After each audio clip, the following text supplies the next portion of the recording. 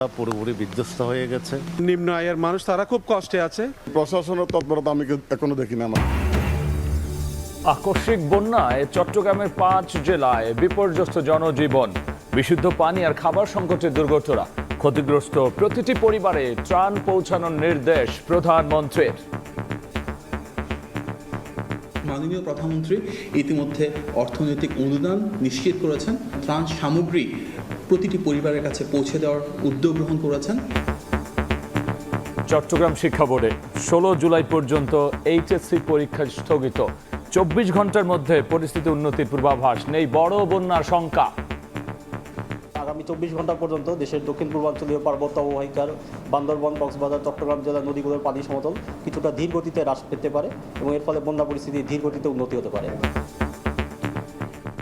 দেখছিলেন প্রধান শিরোনাম। রাতের সময় সঙ্গে আছি আমি গোলাম রাব্বি। এবার অন্যান্য শীর্ষ সংবাদ। দেশের চিকিৎসা ব্যবস্থায় আস্থা ফেরাতে ডাক্তারদের সহায়তা চান প্রধানমন্ত্রী।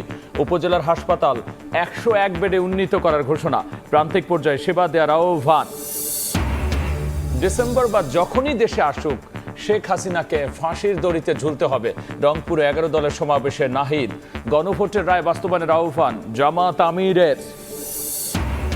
আবারও পুশিনের চেষ্টা বিএসএফ। পঞ্চগড়, জয়পুরহাট সহ 4 জেলার সীমান্ত দিয়ে 25 জনকে অবৈধভাবে ঠেলে পাঠানোর চেষ্টা রুখে দিল বিজিবি, সতর্ক গ্রামবাসীও। সড়কে উল্টে পড়া পিকআপ ভ্যান থেকে ডিম তোলার সময় পিষে দিল দ্রুতগতির বাস। ফরিদপুরের ভাঙায় নিহত 5, আহত 10। কয়েকজনের অবস্থাও আশঙ্কাজনক। Everyone is just happy because it's like you are representing your country. আমরা কথা বলবো শুধুমাত্র খেলার শেষে, আফটার জিতার পরে। ব্রাজিল ফ্যানদের বলবো আপনারা আসবেন, খেলা দেখবেন, শুধু আমাদের জয়টা দেখতে আসবেন। বিশ্বকাপে সেমির টিকিট নিশ্চিতে সকালে মাঠে নামবে মেসিরা। সুইজারল্যান্ড বাধা টপকাতে মরিয়া আর্জেন্টিনা। মধ্যরাতে লড়বে কেইনের ইংল্যান্ড ও হল্যান্ডের নরওয়ে।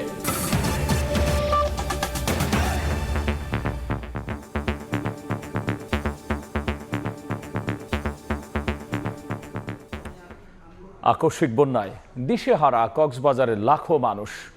তলিয়ে গেছে বসতবাড়ি, দোকানপাট, ফসলি জমি। চরম দুর্ভোগে পড়েছেন পানিবন্দী মানুষ। তবে ভারী বর্ষণ, পাহাড়ি ঢল কিছুটা কমায় কোথাও কোথাও নামতে শুরু করেছে পানি। দুর্গতদের অভিযোগ, কিছু এলাকায় এখনো পৌঁছায়নি খাদ্য সহায়তা। ওমর ফারুক, মোহাইমিনুর রহমানের ছবিতে বুলবুল রেজা রিপোর্ট। যেদিকে চোখ যায় শুধু পানি আর পানি। ভারী বর্ষণ আর পাহাড়ি ঢলে কক্সবাজারের চকরিয়া উপজেলার অধিকাংশ এলাকার জনজীবন বিপর্যস্ত।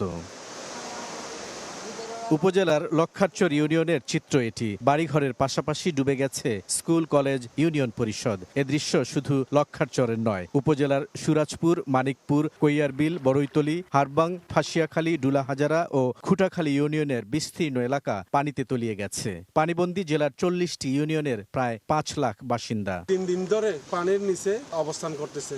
বৃষ্টির কারণে এখানে নিম্নে অঞ্চলে যেগুলো বাড়িঘর আছে সব ডুবে গেছে। যারা আপনার কেটে খাওয়া মানুষ, তাদের দুর্ভোগ পোহাতে হচ্ছে। হালকা পানি কমতেছে, কিন্তু বৃষ্টিতে প্রচুর হচ্ছে।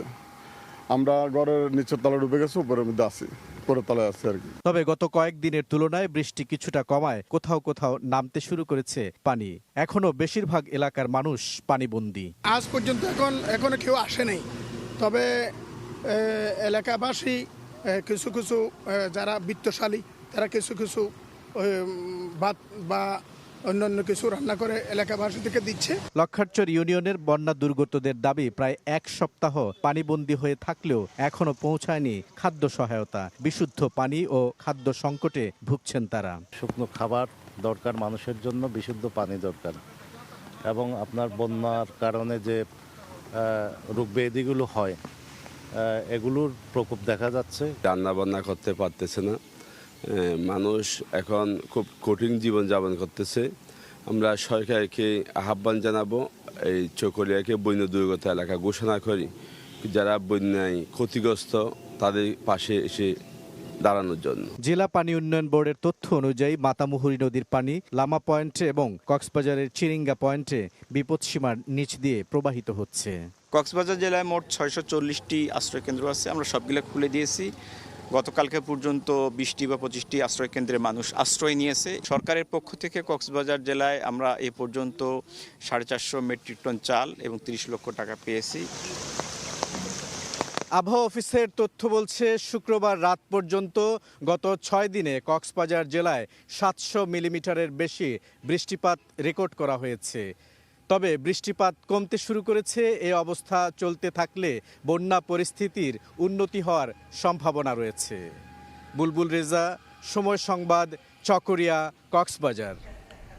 এদিকে বন্যায় চট্টগ্রাম ও পার্বত্য অঞ্চলে দেখা দিয়েছে বিশুদ্ধ পানীয় খাবার সংকট। ক্ষতিগ্রস্ত প্রতিটি পরিবারে ত্রাণ সামগ্রী পৌঁছানোর নির্দেশ দিয়েছেন প্রধানমন্ত্রী তারেক রহমান। পরিস্থিতি মোকাবেলায় সমন্বিত পরিকল্পনা নেওয়া হয়েছে বলে জানিয়েছেন উপদেষ্টা মাহদি আমিন। এদিকে বন্যা পূর্বাভাস কেন্দ্র জানিয়েছে আগামী 24 ঘন্টায় চট্টগ্রাম আর সিলেট অঞ্চলে বন্যা পরিস্থিতির উন্নতি হবে। খরস্রোতে ভেসে গেছে লোকালয়, আতঙ্কে নির্ঘুম রাত কাটছে বানভাসীদের।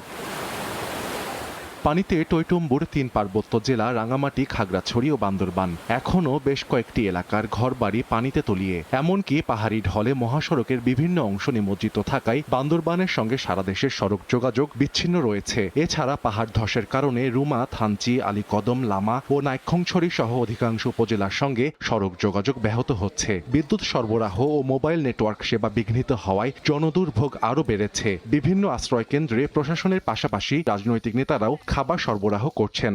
অসহায় নিরহর মতো পড়ে আছে, ঠিক মতন খাইতে পারতেছি না। দুর্যোগ প্রত্যায়ন মন্ত্রণালয় এবং প্রধানমন্ত্রী কার্যালয় থেকে আমরা পর্যাপ্ত সহায়তা পেয়েছি এবং সেটা প্রপারলি উপজেলা ভিত্তিক আমরা বন্টন করে দিয়েছি। এদিকে বন্যায় আটকা পড়াদের উদ্ধারে চট্টগ্রামের সাতকানিয়ায় স্পিড বোট নামিয়েছে সেনাবাহিনী। এখন পর্যন্ত 650টি আশ্রয় কেন্দ্রে অবস্থান নিয়েছেন 25,000 মানুষ।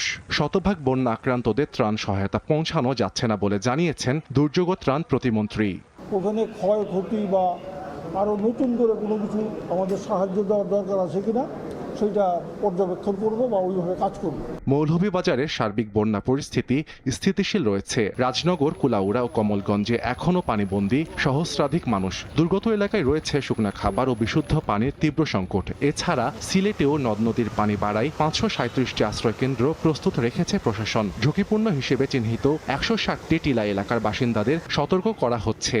আর দুদিন ধরে আমরা বান্দরপুরে আছি, আমরা গরু পানি রাজ্যের গরু দ্বারে বাড়ি ভেন্ডি লতা সম্পূর্ণ এবার তো নষ্ট হয়ে গেছে গিয়ে আমরা কোনো সবাই আছি সব। আবহাওয়া অফিস জানিয়েছে আগামী 24 ঘন্টায় চট্টগ্রাম সহ দক্ষিণ অঞ্চলে অতি ভারী বৃষ্টি কমে আসবে, তবে রংপুর ও ময়মনসিংহ বিভাগে ভারী বৃষ্টি হতে পারে। এদিকে বন্যা পূর্বাভাস ও সতর্কীকরণ কেন্দ্র জানিয়েছে 24 ঘন্টায় চট্টগ্রামের 5 জেলা সহ সিলেট বিভাগে বন্যা পরিস্থিতির উন্নতি হবে। ভারী বৃষ্টিপাতে উত্তরাঞ্চলে বাড়তে পারে পানি, তবে দেশে আপাতত বড় বন্যার শঙ্কা নেই। আগামী 24 ঘন্টা পর্যন্ত দেশের দক্ষিণ পূর্বাঞ্চলীয় পার্বত্য অববাহিকার বান্দরবান, কক্সবাজার, চট্টগ্রাম জেলার নদীগুলোর পানি সমতল কিছুটা ধীর গতিতে হ্রাস পেতে পারে এবং এর ফলে বন্যা পরিস্থিতি ধীর গতিতে উন্নতি হতে পারে। এদিকে বন্যায় ক্ষতিগ্রস্ত প্রতিটি পরিবারে ত্রাণ সামগ্রী পৌঁছানোর নির্দেশ দিয়েছেন প্রধানমন্ত্রী তারেক রহমান। তেজগাঁওয়ে প্রধানমন্ত্রীর কার্যালয়ে উপদেষ্টা মাহদি আমিন জানান, বন্যা পরিস্থিতি মোকাবিলায় সমন্বিত পরিকল্পনা নেওয়া হয়েছে। মাননীয় প্রধানমন্ত্রী ইতিমধ্যে অর্থনৈতিক অনুদান নিশ্চিত করেছেন। আপনারা নিশ্চয়ই অবগত রয়েছেন, প্রায় 2 কোটি টাকার উপরে খুব দ্রুত গতিতে সাধারণ মানুষের কাছে পৌঁছে দিয়েছেন।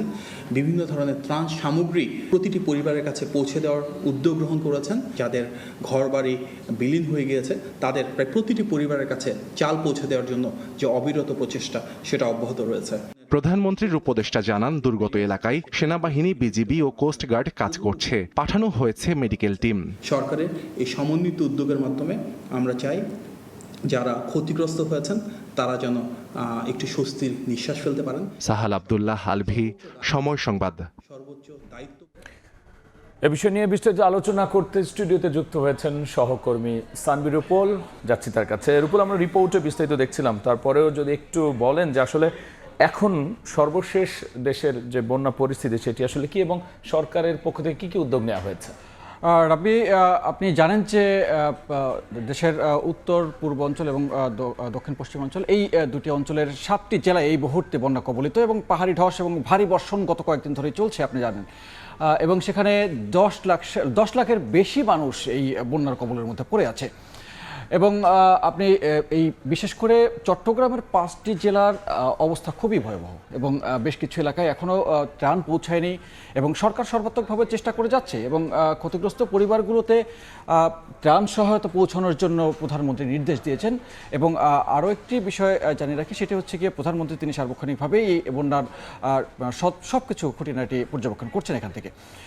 আবার আরও একটি তথ্য জানিয়ে রাখি, সেটি হচ্ছে এখনও পর্যন্ত 1131টি আশ্রয় কেন্দ্র নতুন করে বিভিন্ন জায়গায় খোলা হয়েছে এবং সেই আশ্রয় কেন্দ্রগুলোতে 44,000-এর বেশি মানুষ এখন পর্যন্ত আশ্রয় নিয়েছেন। তবে একটি শঙ্কার বিষয় আছে, সেটি হচ্ছে এরকম একটি বিপর্যস্ত জনজীবনের মধ্যে মানুষজন তার বাড়িঘর আঁকড়ে থেকে থাকতে চাইছেন, যার ফলে সেখানে হঠাৎ করে যদি সচেতনতার পরেও সেখানে দেখা যাচ্ছে যে অনেককেই আসলে ত্রাণ বা পৌঁছানো যাচ্ছে না বা আশ্রয় কেন্দ্রে নিয়ে আসা যাচ্ছে না, এরকম একটা পরিস্থিতি সেখানে বিরাজ করছে। সেক্ষেত্রে আমরা যদি একটু বলি যে সামগ্রিকভাবে অনেক জায়গাতে কিন্তু ত্রাণ না পাওয়ার কথা বলা হচ্ছে এবং পর্যাপ্ত না, যাদের কাছে পৌঁছানো যার মধ্যে সেখানে পর্যাপ্ত না, সে বিষয়ে সরকার কি কিছু বলছে? সে বিষয় নিয়ে ত্রাণ মন্ত্রণালয় এবং সরকারের অন্যান্য দপ্তরগুলো তারা উদ্যোগ নিচ্ছে এবং তারা চেষ্টা করছে যে যাতে অন্তত প্রাথমিক যে ত্রাণগুলো আছে সেই ত্রাণগুলো অন্তত দ্রুত যাতে পৌঁছানো যায়। এবং তার পাশাপাশি আরও একটি সংকট আছে, সেটি হচ্ছে তীব্র পানির সংকট, সেখানে সুপেয় পানির সংকটও আছে। কিন্তু সেক্ষেত্রে রূপুল, আমরা যদি একটু পাহাড়ি অঞ্চলে পাহাড় ধসের খবরের দিকে যাই, পুরো এলাকাটাই পাহাড়, সেই 3টি পার্বত্য অঞ্চল সহ এবং প্রবল বর্ষণে চট্টগ্রামের পাহাড় মৃত্যুকূপে পরিণত হলেও ঝুঁকিতে বসবাসকারীদের সরানো যাচ্ছে না কোনোভাবেই। শুধু নগরীতে গত 20 বছরে পাহাড় ধসে প্রাণ গেছে অন্তত 400 জনের, অথচ এখনও 26টি পাহাড়ে বাস করছেন লাখ লাখ মানুষ। এমনকি বেশি ঝুঁকিতে থাকা 6,500 পরিবারকে সরিয়ে নিতে পারেনি জেলা প্রশাসন। একই পরিস্থিতি 3 পার্বত্য জেলাতেও। বিস্তারিত জানাচ্ছেন কমল দে। শুধু চট্টগ্রামের বহুল আলোচিত জঙ্গল সলিমপুরের পাহাড়ি অঞ্চলে অন্তত 1.5 লাখ মানুষের বসবাস। এর বাইরে নগরীর পাহাড়তলি, বাইজিদ, খুলশী ও 5 এলাকার 26টি পাহাড়ে বসবাস আরও কয়েক লাখ মানুষের। সরকারি মালিকানাধীন 16টি পাহাড়ে 6,175টি এবং বেসরকারি মালিকানাধীন বাকি 10টি পাহাড়ে 383টি পরিবার এখনও ঝুঁকির মধ্যে। পাহাড় কখন ভেঙে পড়বে, বৃষ্টির খুব দীর্ঘ সময় বৃষ্টি হলে এটি আসলে আমরা বলতে পারি না। চট্টগ্রাম নগরীতে গত 20 বছরে পাহাড় ধসে মৃত্যু হয়েছে অন্তত 400 জনের। এর মধ্যে 2007 সালের 11 জুন একদিনের রেকর্ড বৃষ্টিতে সর্বোচ্চ 128 জনের মৃত্যু হয়। চলতি বছর পাহাড় ও পাহাড় সংলগ্ন দেওয়াল ধসে 4 জনের মৃত্যু হয়েছে। জায়গা জমিন নাই, কিছু নাই, বাড়িঘর নাই, তো আমরা আর কই যাব? যখন আমাদের স্থানগুলো আমরা ঠিক করি তখন তারা অনেকেই যেতে চায় না বা গেলেও সেখান থেকে আবার চলে আসে। এদিকে পার্বত্য জনপদ বান্দরবনের লামায় গত 8 জুলাই পাহাড় ধসে মৃত্যু হয়েছে 2 পরিবারের 5 জনের, আর গত 1 দশকে পাহাড় ধসে মৃত্যু হয় 105 জনের। রাতে তো বিশেষ করে আমরা ঘুমাইও না, পাহাড় ভাঙার কারণে ভয়ে থাকি, বাচ্চা কাচ্চা আছে। সম্মিলিত চিন্তা ভাবনা করে সম্মিলিত প্রয়াসে একটা কিছু করতে হবে যাতে প্রতি বছর একই দুর্যোগটা বারবার না। অপরদিকে রাঙ্গামাটি পার্বত্য জেলায় ধসের ঝুঁকিতে থাকা 82টি পয়েন্টে বসবাস 5,000 পরিবারের। বিগত 2017 সালে পাহাড় ধসে মারা যায় 5 সেনা সদস্য সহ মোট 120 জন।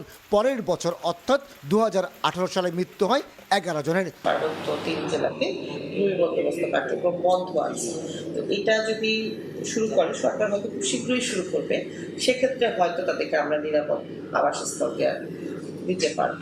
বৃহত্তর চট্টগ্রামের 5 জেলা চট্টগ্রাম, রাঙ্গামাটি, বান্দরবান, খাগড়াছড়ি এবং পর্যটন নগরী কক্সবাজারে ছোট বড় কয়েক হাজার পাহাড় রয়েছে। কমল দে, সময় সংবাদ, চট্টগ্রাম। রূপুল, সেক্ষেত্রে এই যে রিপোর্টে যে বিষয়টা দেখলাম, এর যদি সারসংক্ষেপটা বলেন আর আসলে করণীয় কি? এটি দীর্ঘদিনের একটি সংকট। এটি এই বছরেই পাহাড় ঢল নেমেছে ঠিক সে কারণেই সংকট, সেটা প্রতি বছরই আমরা আমরা দেখতে পাই কোথাও না কোথাও পাহাড় ধসে পড়ছে, বিশেষ করে চট্টগ্রাম শহর এবং তার আশপাশের এলাকায়। আপনি দেখতে পাচ্ছেন যে শুধু চট্টগ্রামের 5 জেলায় ঝুঁকিতে আছেন লাখ লাখ মানুষ, এবং তার মধ্যে 3টি পার্বত্য অঞ্চল আছে। আপনি জানেন যে সেখানে পুরোটাই বিস্তৃত আছে পাহাড়, এবং বেশি ঝুঁকিতে থাকা 6,500 পরিবারকে কোনোভাবেই প্রশাসন সরাতে পারেনি। তাদেরকে সরানোর পরেও আবার তারা কয়েকদিনের মধ্যেই চলে এসছে। অন্যদিকে এখনও এই মুহূর্তে বন্যার যে পরিস্থিতি, আজকেও আপনি জানেন যে সারা দেশেই কম বেশি বৃষ্টি হয়েছে, যদিও আবহাওয়া পূর্বাভাস কেন্দ্র বলছে যে আগামীকালকে বন্যার হয়তো কিছুটা উন্নতি হতে পারে এবং বৃষ্টি কমে আসতে পারে। যদি বৃষ্টি কমে আসে তাহলেই হয়তো সেখানে এই ঝুঁকিটা কিছুটা কমা শুরু করবে, যদি ভারী বর্ষণ থেকে রেহাই পেয়ে সেখানে সূর্য আলোকিত করে। অন্যদিকে এই ঝুঁকির আরেকটি বড় কারণ অন্যতম সেটি কিন্তু বলাই যায় যে পাহাড় কাটা, এবং যেখানে সেখানে যত্রতত্রভাবে বসবাস করা, পাহাড় কেটে সেখানে ঝুঁকি আরও বাড়িয়ে দেওয়া, এবং একাধারে আপনি জানেন যে এমন হয়েছে যে 100-র বেশি প্রাণহানি হয়েছে একবার পাহাড় ধসে, এই কয়েক বছর আগের ঘটনা। তারপরেও আমরা সতর্ক সংকেত যতই দেই সেখানে আসলে কার্যকর কিছু হচ্ছে না। এই বন্যার পাশাপাশি যেন আবার পাহাড় ধসে এরকম কোনো নতুন বিপর্যয় না ঘটে, সেটি আমরা হয়তো প্রত্যাশা করতে পারি। রূপুল, অসংখ্য ধন্যবাদ আলোচনায় যুক্ত হওয়ার জন্য। ধন্যবাদ। দেশের বন্যা পরিস্থিতির সর্বশেষ একই সাথে পাহাড় ধসে করণীয় এবং সার্বিক পরিস্থিতি নিয়ে আলোচনার জন্য স্টুডিওতে যুক্ত হয়েছিলেন সহকর্মী সানবীর রূপল। এদিকে বন্যা পরিস্থিতির কারণে চট্টগ্রাম শিক্ষা বোর্ডের 13, 15 ও 16 জুলাইয়ের এইচএসসি ও সমমানের পরীক্ষা স্থগিত করা হয়েছে। বাংলাদেশ আন্তঃশিক্ষা বোর্ড সমন্বয় কমিটির বিজ্ঞপ্তিতে এই তথ্য জানানো হয়েছে। কমিটির সভাপতি ও ঢাকা বোর্ডের চেয়ারম্যান অধ্যাপক সৈয়দ আখতারুজ্জামানের সই করা বিজ্ঞপ্তিতে বলা হয়, বন্যা পরিস্থিতি বিবেচনায় চট্টগ্রাম শিক্ষা বোর্ডের অধীন সব জেলা প্রশাসকের প্রতিবেদন এবং পরীক্ষা নিয়ন্ত্রকের সুপারিশে এই সিদ্ধান্ত নেওয়া হয়েছে। তবে দেশের অন্যান্য শিক্ষা বোর্ডের পরীক্ষার্থীদের ক্ষেত্রে এই সিদ্ধান্ত প্রযোজ্য হবে না। স্থগিত পরীক্ষাগুলোর সংশোধিত সময়সূচি পরে জানিয়ে দেওয়া হবে। এবার অন্য খবর। দেশের চিকিৎসা ব্যবস্থায় আস্থা ফেরাতে ডাক্তারদের সহায়তা চাইলেন প্রধানমন্ত্রী তারেক রহমান। ঢাকা মেডিকেল কলেজের প্রতিষ্ঠা বার্ষিকীর অনুষ্ঠানে যোগ দিয়ে তিনি বলেছেন, প্রান্তিক পর্যায়ে চিকিৎসা সেবা নিশ্চিত করতে উপজেলা হাসপাতালগুলো 101 বেডে উন্নীত করা হবে। আর শিশুদের জন্য বন্ধ থাকা হাসপাতালগুলো দ্রুত চালুর ঘোষণা দিয়েছেন সরকার প্রধান। চিকিৎসক তৈরির বিদ্যাপীঠ, একই সঙ্গে ভাষা আন্দোলন, মুক্তিযুদ্ধ থেকে শুরু করে দেশের প্রতিটি প্রগতিশীল ও গণতান্ত্রিক আন্দোলনের ইতিহাসেও অনন্য অবদান রয়েছে ঢাকা মেডিকেল কলেজের। শনিবার সকালে ঐতিহ্যবাহী শিক্ষা প্রতিষ্ঠানটির 81তম প্রতিষ্ঠাবার্ষিক উপলক্ষে আয়োজিত অনুষ্ঠানে যোগ দেন প্রধানমন্ত্রী তারেক রহমান। সঙ্গে ছিলেন সহধর্মিণী ও ঢাকা মেডিকেল কলেজের সাবেক শিক্ষার্থী ডাক্তার জুবাইদা রহমান। আমার প্রতিদিনের বাস্তব অভিজ্ঞতা। অনুষ্ঠানের শুরুতে স্বাস্থ্য ব্যবস্থার আধুনিকায়নে উন্মুক্ত আলোচনায় অংশ নেন সরকার প্রধান। বিশেষ অতিথির বক্তব্যে ঢাকা মেডিকেল কলেজ নিয়ে স্মৃতিচারণ ও প্রতিষ্ঠানটির সাফল্য কামনা করেন ডাক্তার জুবাইদা রহমান। একটি আশ্বস্ত করার বাক্য একটি ওষুধের মতো কাজ করে। চিকিৎসা বিজ্ঞানের ভিত্তি জ্ঞান হলেও চিকিৎসা পেশার প্রকৃত ভিত্তি মানবিকতা। আগামী 20 বা 25 বছর পরে আমরা ঢাকা মেডিকেল কলেজকে দক্ষিণ এশিয়ার অন্যতম শ্রেষ্ঠ চিকিৎসা শিক্ষা, গবেষণা ও উদ্ভাবনের কেন্দ্র হিসেবে দেখতে চাই। বক্তব্যে প্রধানমন্ত্রী বলেন, এবারের বাজেটে স্বাস্থ্য খাতকে বিশেষ গুরুত্ব দেওয়া হয়েছে। স্বাস্থ্য খাত নিয়ে সরকারের বিভিন্ন পদক্ষেপ তুলে ধরেন তিনি। Prevention is better then cure, এটা আমরা প্রত্যেকে জানি। এটার জন্য আপনারা যারা ডাক্তার আছেন তারা আপনারা অবশ্যই ভালো করে জানেন। সরকার এই নীতিতে সবার কাছে আমরা স্বাস্থ্য এবং চিকিৎসা সেবা, এই নীতির ভিত্তিতে আমরা জনগণের দৌড় গোড়ায় পৌঁছে দিতে চাই। শিশু হাসপাতাল চালুর কথা জানিয়ে সারা দেশে 1 লাখ স্বাস্থ্যকর্মী নিয়োগের কথা জানান সরকার প্রধান। রোগীদের চিকিৎসা সেবা নিশ্চিত করতে আমরা আরও 5000 MBBS চিকিৎসক নিয়োগের কার্যক্রম আমরা শুরু করেছি। সরকারি পর্যায়ে আরও 25,000 মিডওয়াইফ নিয়োগের পরিকল্পনা নিয়েছি। প্রায় 1 লক্ষ হেলথ কেয়ার অ্যাপয়েন্ট হবে। এই হেলথ কেয়ারের যেটা 80% আমরা চাইছি নারীদেরকে অ্যাপয়েন্ট করতে। এই মুহূর্তে উপজেলা পর্যায়ে যে 51 বেডের যে হসপিটাল, বিএনপি সরকার এই 51 থেকে বাড়িয়ে এটাকে 101 বেডে নিয়ে যেতে চায়। দেশের স্বাস্থ্য ব্যবস্থায় জনগণের আস্থা ফিরিয়ে আনতে চিকিৎসকদের প্রতি আহ্বান জানান প্রধানমন্ত্রী। প্রতি বছর বাংলাদেশ থেকে +- $5 বিলিয়ন চলে যাচ্ছে বিদেশে চিকিৎসার জন্য। আমাদের দেশের বহু মানুষ, লক্ষ লক্ষ মানুষ বিদেশে যাচ্ছেন চিকিৎসা করাতে। তার ফলে আমাদের মূল্যবান বৈদেশিক মুদ্রাও সেই সাথে চলে যাচ্ছে। স্বাভাবিক এটা। যারা বর্তমানে চিকিৎসক আছেন, যারা উঠবি চিকিৎসক, আপনাদের সকলের কাছে আমার একটি প্রত্যাশা যে আসুন না, আমরা কেন পারবো না এই পরিস্থিতিটির পরিবর্তন করতে। এর আগে ঢাকা মেডিকেল কলেজ পরিদর্শন এবং দুটি ছাত্রী হোস্টেলের নির্মাণ কাজের ভিত্তিপ্রস্তর স্থাপন করেন প্রধানমন্ত্রী। কলেজ প্রাঙ্গণে 2টি গাছের চারাও রোপণ করেন তিনি। ইমরুল হাসান, সময় সংবাদ, ঢাকা। মুক্তিযুদ্ধের বিরোধিতাকারীদের 1971 সালের ভূমিকা অকপটে স্বীকার করে জাতির কাছে ক্ষমা চাওয়ার আহ্বান জানিয়েছেন মুক্তিযুদ্ধ বিষয়ক মন্ত্রী। আমলাতান্ত্রিক জটিলতা থেকে বেরিয়ে টেকসই উন্নয়ন পরিকল্পনা নেওয়া হচ্ছে বলেও এ সময় জানিয়েছেন স্থানীয় সরকার প্রতিমন্ত্রী। জলবায়ু খাতকে সর্বোচ্চ অগ্রাধিকার দিয়ে সরকার কাজ করছে বলে জানিয়েছেন পরিবেশ মন্ত্রী। শনিবার রাজধানীতে আলাদা 4টি সেমিনার ও আলোচনা সভায় অংশ নিয়ে পরিবেশ সংরক্ষণ, শিক্ষা ব্যবস্থার উন্নয়ন, স্থানীয় সরকার সংস্কার এবং মুক্তিযুদ্ধের চেতনা সমুন্নত রাখার উপর গুরুত্বারোপ করেছেন সরকারের বিভিন্ন দফতরের মন্ত্রী। বিশ্ব পরিবেশ দিবস উপলক্ষে আয়োজিত এক সেমিনারে প্রধান অতিথি হিসেবে যোগ দেন পরিবেশ ও বনমন্ত্রী আব্দুল আওয়াল মিন্টু। বাংলাদেশকে বিশ্বের অন্যতম জলবায়ু ঝুঁকিপূর্ণ দেশ উল্লেখ করে তিনি বলেন, পরিবেশ, বন ও জলবায়ু খাতকে সর্বোচ্চ অগ্রাধিকার দিয়ে কাজ করছে সরকার। আমাদের পরিবেশ ভারসাম্য থাকে, পরিবেশের উন্নয়ন হয় এবং জলবায়ু পরিবর্তনের ফলে যারা ক্ষতিগ্রস্ত সেটা যেন কমিয়ে আনা যায়। অন্যদিকে ইঞ্জিনিয়ার ইনস্টিটিউশন বাংলাদেশ আয়োজিত এক সেমিনারে স্থানীয় সরকার পল্লী উন্নয়ন ও সমবায় প্রতিমন্ত্রী মীর শাহে আলম বলেন, ব্রিটিশ আমলের আমলাতান্ত্রিক জটিলতা থেকে বেরিয়ে এসে দীর্ঘমেয়াদী ও টেকসই উন্নয়ন পরিকল্পনা গ্রহণ করতে হবে। ব্রিটিশ আমলের, পাকিস্তান আমলের যে ফর্মালিটিসগুলো ওগুলো এখনো মেনটেন করে করে আমাদের প্রজেক্ট প্রণয়ন করতে হয়, কাজ করতে হয়। এই জায়গাগুলো আমাদেরকে নোটিশে আনতে হবে যাতে শর্ট টাইমে অল্প সময়ের মধ্যে যাতে এগুলো করা যায়। একই দিনে মুক্তিযুদ্ধ ও ইস্ট বেঙ্গল রেজিমেন্ট বিষয়ক আলোচনা সভায় অংশ নেন মুক্তিযুদ্ধ বিষয়ক মন্ত্রী অ্যাডভোকেট আহমেদ আজম খান। তিনি বলেন, পার্বত্য চট্টগ্রামে ষড়যন্ত্র মোকাবিলায় দায়িত্ব পালনকারী সেনা সদস্যদের রাষ্ট্রীয় খেতাব প্রদানের বিষয়টি মন্ত্রণালয়ে গুরুত্বের সঙ্গে বিবেচনা করবে। ষড়যন্ত্রকারীদের হাত থেকে পার্বত্য চট্টগ্রামকে আমাদের বাংলাদেশের ভূখণ্ডে সুষমামণ্ডিত করবার জন্যে লড়াই করছেন, জীবন দিচ্ছেন, তাদের জন্যেও আমরা যাতে কিছু করি মুক্তিযুদ্ধ মন্ত্রণালয় থেকে। দেশ গঠনে বিভেদ নয়, জাতীয় ঐক্যকে প্রাধান্য দেওয়ার আহ্বান জানিয়ে মুক্তিযুদ্ধের বিরোধিতাকারীদের 1971 সালে ভূমিকা অকপটে স্বীকার করে জাতির কাছে ক্ষমা চাওয়ার আহ্বানও জানান মুক্তিযুদ্ধ বিষয়ক মন্ত্রী।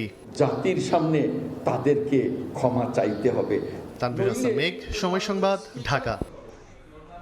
সাজাপ্রাপ্ত পলাতক আসামিদের দেশে ফিরিয়ে এনে বিচারের মুখোমুখি করা হবে বলে জানিয়েছেন পররাষ্ট্র প্রতিমন্ত্রী শামা ওবায়েদ ইসলাম। বিকেলে মুন্সিগঞ্জে একটি অনুষ্ঠানে কথা জানিয়েছেন তিনি। শেখ হাসিনার বিচার হয়েছে, সাজা হয়েছে, যারা পালিয়ে গেছে তাদেরকে ফেরত এনে বাংলাদেশের মাটিতে বিচার সম্পন্ন করা এবং তাদের সাজা সম্পন্ন করার প্রক্রিয়া ইন্টারিম সরকারের সময় শুরু হয়েছে। যে সকল দেশে তারা পালিয়ে আছে সেই সকল দেশের সাথে আমরা কথা বলছি। আমরা খুব কূটনৈতিক যে সকল কাজ সেই কাজ চলমান আছে, ইনশাল্লাহ তাদেরকে ফেরত এসে এই বাংলাদেশের 17 কোটি মানুষের সামনে তাদের বিচার সম্পন্ন করা হবে। ডিসেম্বর বা যখনই দেশে আসুক শেখ হাসিনাকে ফাঁসির দড়িতে ঝুলতে হবে বলে হুঁশিয়ারি দিয়েছেন এনসিপির আহ্বায়ক নাহিদ ইসলাম। আর জামাত আমিরের অভিযোগ, নির্বাচনের আগে গণভোটের কথা বললেও তা বাস্তবায়ন করছে না সরকার। রংপুরে 11 দলীয় ঐক্যের বিভাগীয় সমাবেশের কথা বলেছেন জোটের শীর্ষ নেতারা। শনিবার দুপুর থেকে রংপুর জেলা স্কুল মাঠে বিভাগের বিভিন্ন জেলা উপজেলা থেকে আসতে শুরু করেন 11 দলীয় ঐক্যের নেতাকর্মীরা। বৃষ্টি উপেক্ষা করেই জোটের শীর্ষ নেতাদের বক্তব্য শুনতে মাঠে অবস্থান নেন তারা। সমাবেশে এনসিপির আহ্বায়ক নাহিদ ইসলাম বলেন, ডিসেম্বরে বা যখনই দেশে আসুক শেখ হাসিনাকে ফাঁসির দড়িতে ঝুলতে হবে। এছাড়া প্রধানমন্ত্রীর চীন সফরে তিস্তা ও রোহিঙ্গা সংকটের দৃশ্যমান সমাধান মেলেনি বলেও মন্তব্য করেন তিনি। ডিসেম্বরে কে একজন দেশে আসার পরিকল্পনা করছে, আমরা ফাঁসির দড়ি রেডি করে অপেক্ষা করছি। আপনি ডিসেম্বরে আসুন আর যখনই আসুন ফাঁসির দড়িতে তাকে ঝুলতেই হবে। জামায়াতের আমির ডাক্তার শফিকুর রহমান অভিযোগ করেন, নির্বাচনের আগে গণভোটের কথা বললেও বাস্তবায়ন করছে না সরকার। বাজেটে তিস্তা মহাপরিকল্পনা নিয়ে কোনো বরাদ্দ না থাকার সমালোচনা করেন তিনি। বাংলাদেশের একটা জায়গায় শুধু দাঁড়িয়ে বর্তমান প্রধানমন্ত্রী বলেছিলেন ভোট দিবেন দুটো, একটি আমার দলকে আর একটি গণভোটে হা। তিনি প্রথমটা রক্ষা করেছেন, দ্বিতীয়টা তিনি রক্ষা করেন নাই। আজকে আপনাদেরকে কথা দিচ্ছি, আমাদেরকে বিভিন্নভাবে এই গণভোট বাস্তবায়নের দাবি থেকে সরিয়ে নেওয়ার জন্য অনেক কথা বলা হচ্ছে। পরিষ্কার কথা, আমরা জাতির সাথে বেইমানি করতে পারবো না। এদিকে চাঁদপুরে পথযাত্রা শেষে জেলা শহরের বায়তুল আমিন চত্বরে সংক্ষিপ্ত সমাবেশ করে এনসিপি। এতে অংশ নিয়ে দক্ষিণাঞ্চলের মুখ্য সংগঠক হাসনাত আব্দুল্লাহ বলেন, সরকার জন আকাঙ্ক্ষা পূরণ করতে পারেনি।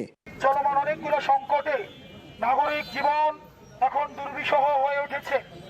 তার মধ্যে কর্মসংস্থানের অভাব, দ্রব্যমূল্যের ঊর্ধ্বগতি, লোডশেডিং এর প্রবলেম, কর্মসংস্থানের অভাব, একই সাথে সাথে আপনারা জানেন গণভোটের যে দাবি থেকে সরকারের সরে আসা সেটি আপনাদেরকে আহত করেছে। সীমান্ত হত্যা পুশিন বন্ধে কার্যকর ব্যবস্থা নিতে সরকারের কাছে দাবি জানান হাসনাত আব্দুল্লাহ। নাজমুল ইসলাম নিশাত, সময় সংবাদ। এবার ফিফা বিশ্বকাপের খবর।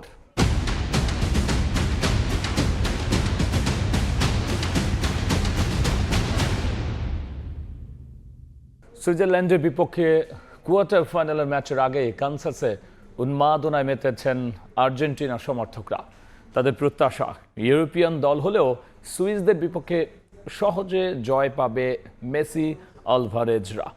আলবিসেলেস্তেদের জয় উপভোগ করতে ব্রাজিল সমর্থকদের আমন্ত্রণ জানিয়েছেন বাংলাদেশের আকাশী নীল শিবিরও। বুয়েন্স আয়ার্স থেকে কানসাস কিংবা ঢাকা, বিশ্বজুড়ে আর্জেন্টাইন ভক্তরা অপেক্ষায় আরও একটি উৎসবের।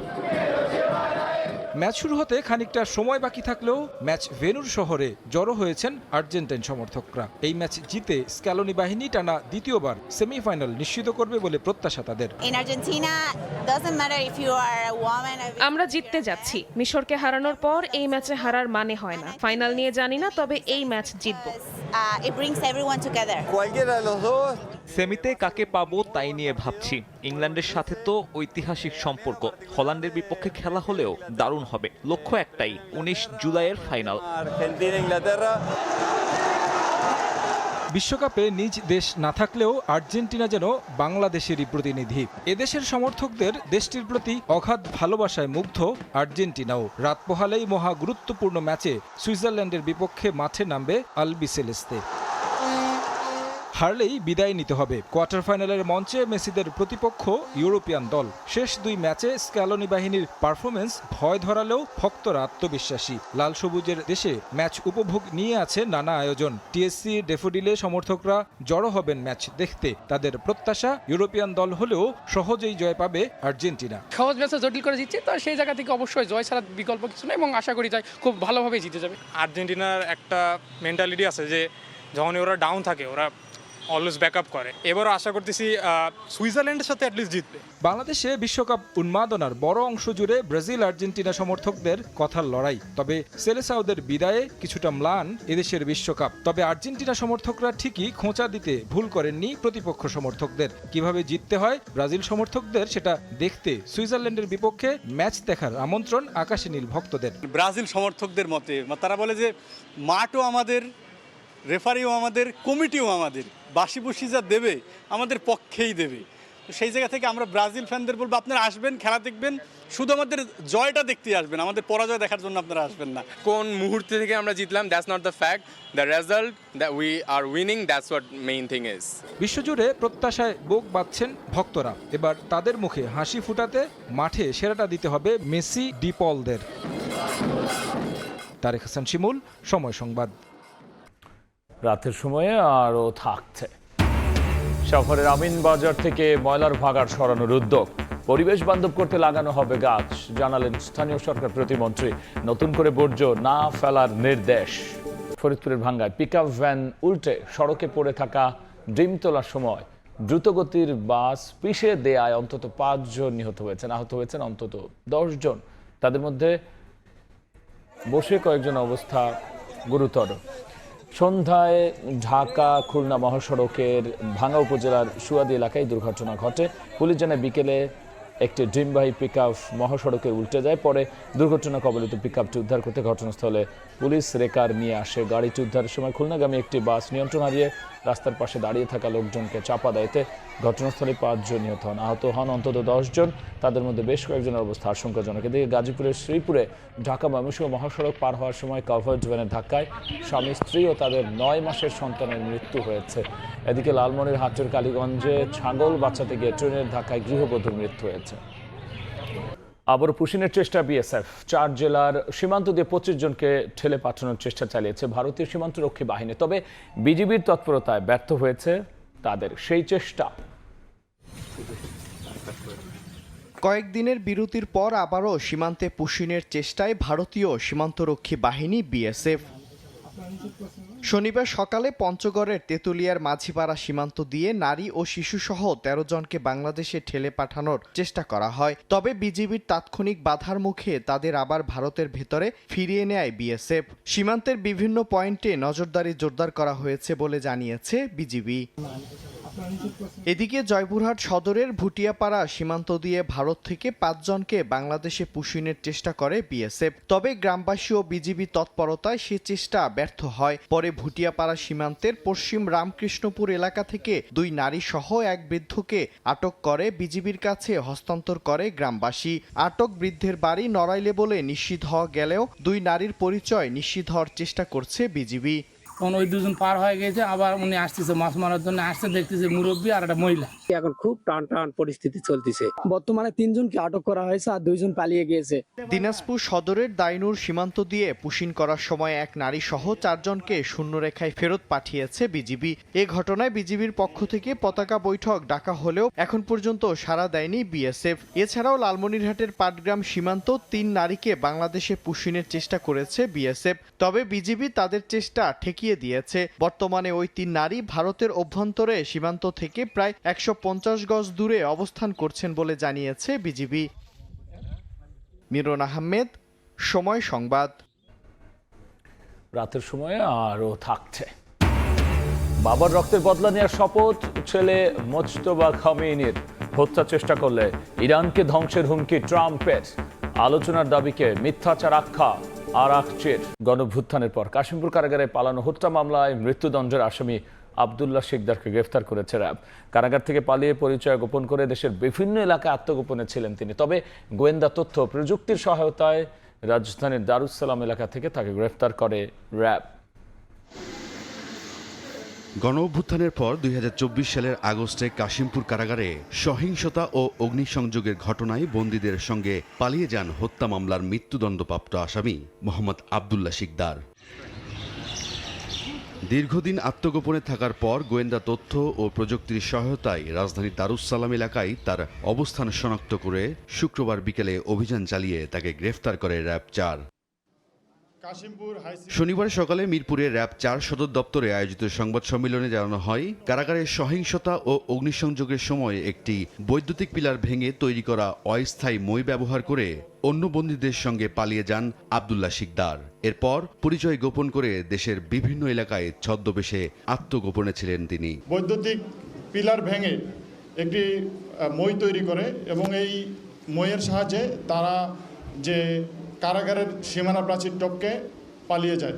র্যাব জানায় 2021 সালের সুদের টাকা আদায়কে কেন্দ্র করে এক ব্যক্তিকে হাতুড়ি ও কুড়াল দিয়ে হত্যার ঘটনায় আব্দুল্লাহ শিকদার সহ 3 জনকে মৃত্যুদণ্ড আদেশ দেন আদালত। সুদের পাওনা টাকা আদায়কে কেন্দ্র করে তার প্রতিবেশী লুৎফর রহমানকে তার 2 সহযোগীকে হাতুড়ি এবং কুড়াল দিয়ে কুপিয়ে হত্যা করে। র্যাব বলছে, কাশিমপুর কারাগার থেকে পালিয়ে যাওয়া অন্যান্য পলাতক আসামিদের গ্রেফতারেও গোয়েন্দা নজরদারি ও অভিযান অব্যাহত রয়েছে। তাকে গ্রেফতার করি। রায়দুল ইসলাম শুভ, সময় সংবাদ, ঢাকা।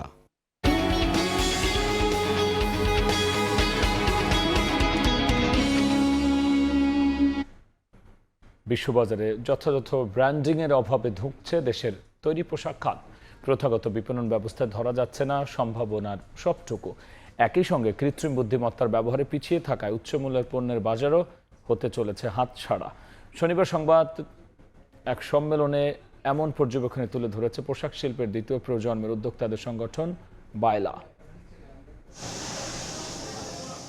মাসের পর মাস ধরে নেতিবাচক রপ্তানি আয়ের যোগফলে বিদায় হয়েছে 2025-26 অর্থবছর। লক্ষ্যমাত্রা পূরণ তো নয়ই, উল্টো কমেছে আগের অর্থবছরের তুলনায় 0.58%। বৈশ্বিক যুদ্ধ পরিস্থিতি, মার্কিন শুল্কসহ অভ্যন্তরীণ জ্বালানি, অবকাঠামোগত চ্যালেঞ্জের মধ্যেও সম্ভাবনা দেখছেন তৈরি পোশাক খাতের দ্বিতীয় প্রজন্মের উদ্যোক্তারা। তবে বাধা হয়ে দাঁড়াচ্ছে প্রথাগত মার্কেটিং।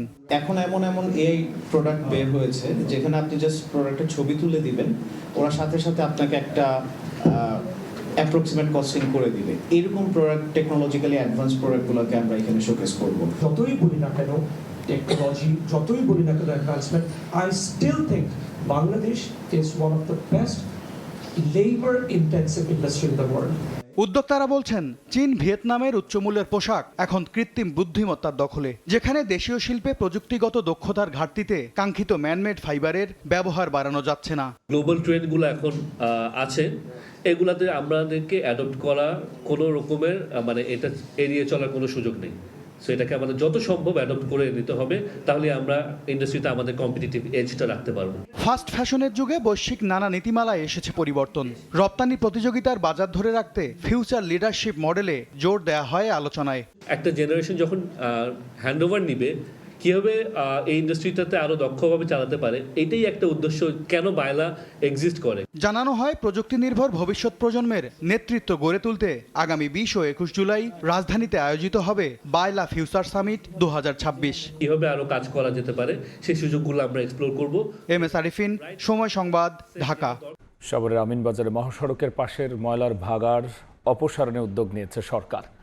এলাকাটিকে পরিবেশ বান্ধব ও দৃষ্টিনন্দন করতে প্রায় 1.8 কিলোমিটার এলাকা জুড়ে নিম গাছ রোপণ করা হবে বলে জানিয়েছেন স্থানীয় সরকার প্রতিমন্ত্রী মীর শাহে আলম। এদিকে নতুন করে বর্জ্য না ফেলার নির্দেশ দিয়েছে জেলা প্রশাসন।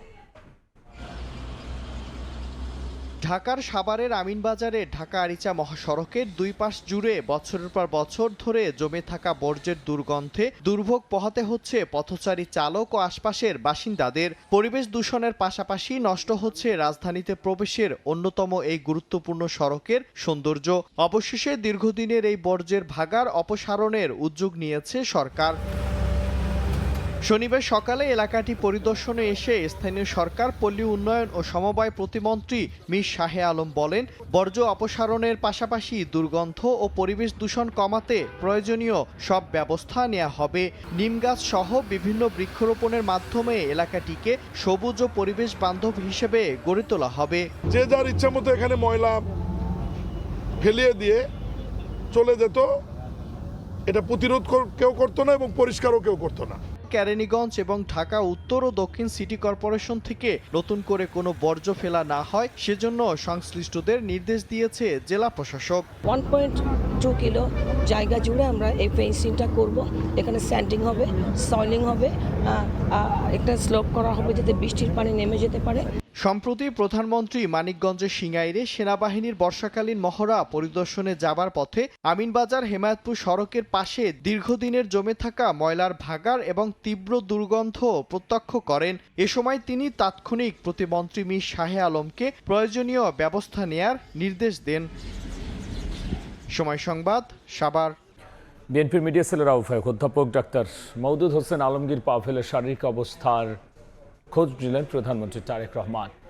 বিকেলে রাজধানীর একটি বিশেষায়িত হাসপাতালে তাকে দেখতে যান প্রধানমন্ত্রী। এ সময় কর্তব্যরত চিকিৎসকদের সঙ্গে সার্বিক অগ্রগতি নিয়ে আলোচনা করেন এবং সর্বোচ্চ চিকিৎসা নিশ্চিতে গুরুত্ব আরোপ করেন তারেক রহমান। তার সঙ্গে কথা বলে দ্রুত সুস্থতা কামনা করেছেন প্রধানমন্ত্রী। হৃদযন্ত্রের জটিলতা নিয়ে করোনারি কেয়ার ইউনিটে চিকিৎসাধীন রয়েছেন অধ্যাপক পাভেল।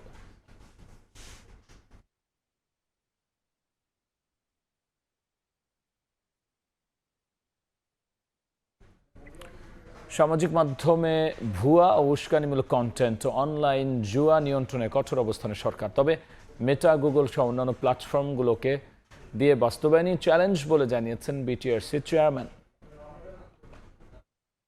ফেসবুক, ইউটিউবে হরহামেশায় চোখে পড়ে কৃত্রিম বুদ্ধিমত্তা কিংবা ডিপ ফেক প্রযুক্তির মাধ্যমে তৈরি করা গুরুত্বপূর্ণ ব্যক্তিদের বিকৃত ছবি বা ভিডিও, যা বিভ্রান্ত করছে সাধারণ মানুষকে। গুজবের বারুদে সমাজে মুহূর্তেই ছড়াচ্ছে সহিংসতা।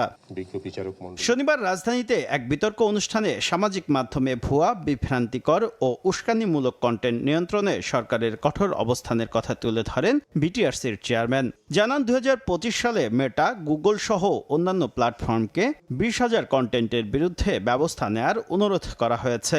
বাংলাদেশের আইন মানাতে গিয়ে প্ল্যাটফর্মগুলোর সঙ্গে বাকবিতণ্ডায় জড়ানোর কথাও জানান বিটিআরসি চেয়ারম্যান। 2025 সালে অ্যালোন প্রায় 20,000 কন্টেন্ট বন্ধ করেছি। আমরা যখন বলি যে ভাই এটা তো হেট স্পিচ, ওনারা বলছেন আমি তো দেখছি এটা ফ্রিডম অফ এক্সপ্রেশন।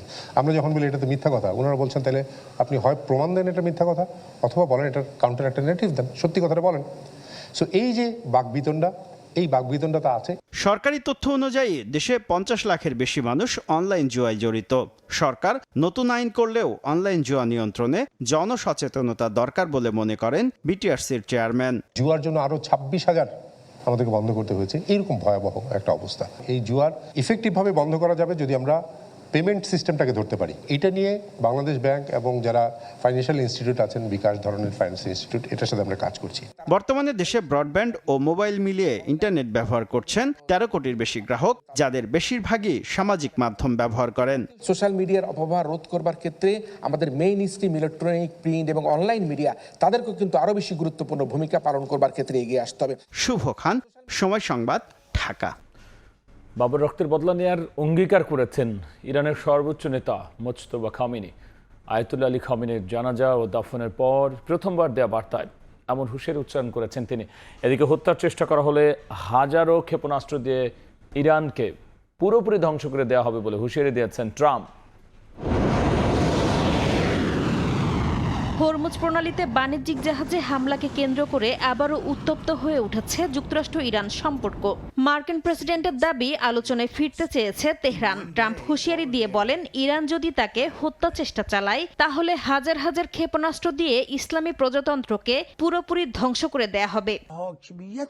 ট্রাম্পের হুঁশিয়ারির জবাবে ইরানের পার্লামেন্ট স্পিকার বাঘের গালিবাফ বলেন, যুক্তরাষ্ট্র সমঝোতা ভঙ্গ করলে ইরান প্রতিরক্ষার জন্য প্রস্তুত আছে। তেহরান কখনোই আত্মসমর্পণ করবে না বলেও উল্লেখ করেন তিনি। এদিকে বাবার রক্তের বদলা নেয়ার অঙ্গীকার করেছেন ইরানের সর্বোচ্চ নেতা মোজতবা খামেনি। প্রয়াত নেতা আয়াতুল্লাহ আলী খামেনির জানাজা ও দাফনের পর প্রথমবার দেয়া বার্তায় এমন হুঁশিয়ারি উচ্চারণ করেন তিনি। সামরিক উত্তেজনার মধ্যেই কূটনৈতিক তৎপরতা জোরদার হয়েছে। উত্তেজনা প্রশমনে তেহরানে পৌঁছেছেন কাতারের মধ্যস্থতাকারীরা। অন্যদিকে ওমানে নতুন দফার আলোচনার প্রস্তুতি নিচ্ছে যুক্তরাষ্ট্র ও ইরান। নাসরিন রুমি, সময় সংবাদ। এ পর্যায়ে শীর্ষ সংবাদ জানিয়ে দিচ্ছি আরও একবার। আকস্মিক বন্যায় চট্টগ্রামের 5 জেলায় বিপর্যস্ত জনজীবন। বিশুদ্ধ পানি ও খাবার সংকটে দুর্গতরা। ক্ষতিগ্রস্ত প্রতিটি পরিবারে ত্রাণ পৌঁছানোর নির্দেশ প্রধানমন্ত্রীর। দেশের চিকিৎসা ব্যবস্থায় আস্থা ফেরাতে ডাক্তারদের সহায়তা চান সরকার প্রধান। উপজেলার হাসপাতাল 101 বেডে উন্নীত করার ঘোষণা। প্রান্তিক পর্যায়ে সেবা দেওয়ার আহ্বান। Everyone is just happy because it's like you are representing your country. আমরা কথা বলবো শুধুমাত্র খেলার শেষে, আফটার জিতার পরে।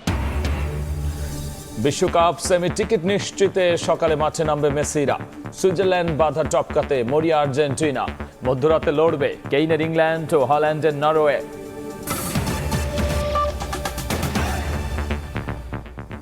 এই ছিল রাতের সময়। দর্শক, বিশ্বকাপ ফুটবলের মহাযজ্ঞ সরাসরি সম্প্রচার করছে সময় টেলিভিশন। দেখতে চোখ রাখুন সময়ের পর্দায়। এরপর দেখবেন সম্পাদকীয়। সঙ্গেই থাকুন সময়।